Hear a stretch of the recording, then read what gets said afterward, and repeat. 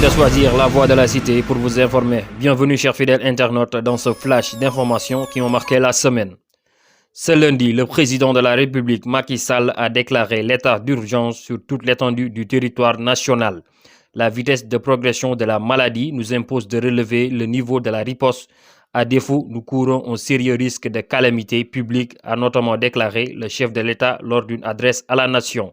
Cette mesure est assortie d'un couvre-feu sur toute l'étendue du Sénégal. Le saxophoniste camerounais Manu Dibango, âgé de 86 ans, est décédé mardi à Paris des suites de la maladie du coronavirus. Le 18 mars dernier, le musicien affichait sur sa page Facebook une photo de sa sortie de l'hôpital après une récente hospitalisation due au Covid-19. Né le 12 décembre 1933 à Douala, Emmanuel Djoké Dibango, de son vrai nom, a plus de 60 ans de carrière.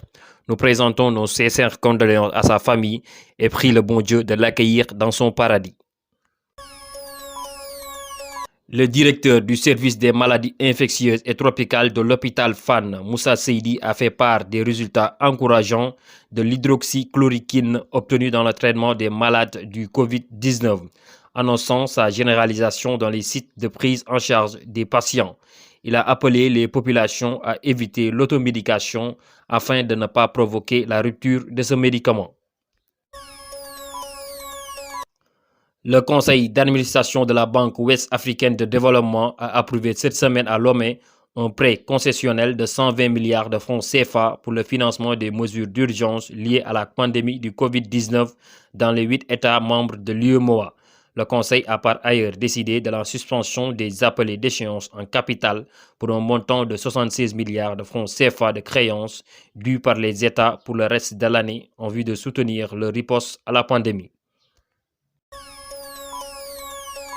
Ce vendredi, le président de la République Macky Sall a gracié 2036 détenus en raison de la propagation de la maladie du coronavirus.